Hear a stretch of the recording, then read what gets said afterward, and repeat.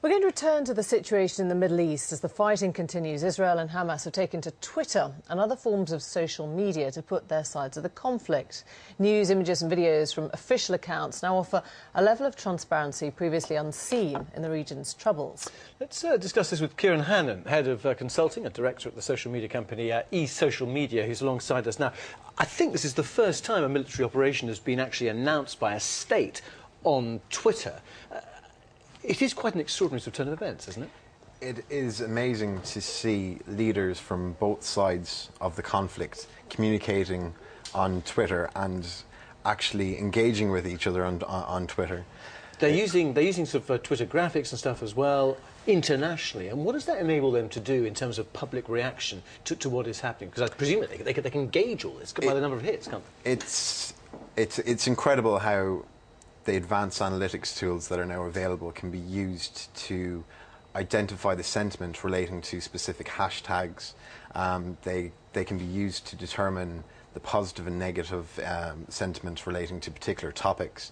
It's possible now to actually identify what messages are resonating within target audiences for this IDF to potentially identify. We're not suggesting that they use Twitter audiences as a focus group before going to war, are they? I mean, that's slightly overdoing the power of the social media, isn't it? If you announce something, you've got to do it.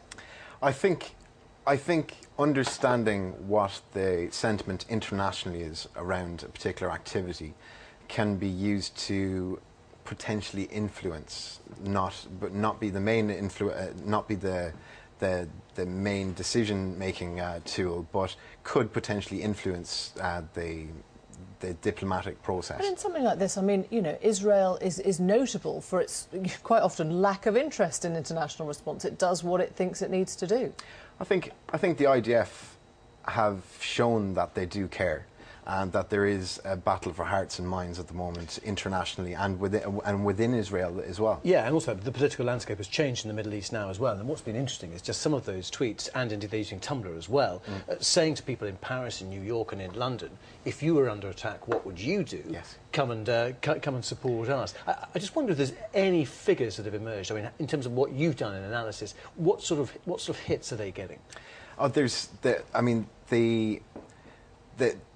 two campaigns have been very, very interesting to compare and contrast. You can see the IDF have a very planned and professional approach to social media, using Tumblr, as you said, to track the number of rockets falling on Israel, using live blogging, live tweets, some really professional videos that are being posted on YouTube. And then in comparison, you've got the Palestinians who are tweeting live and using amateur footage to get their message across.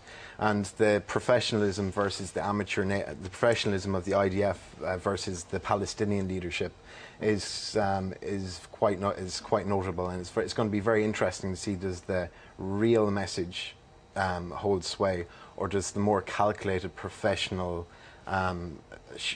shiny approach of the IDF have a bigger influence. Okay, it's absolutely fascinating. Kieran Hannon, thanks very much indeed.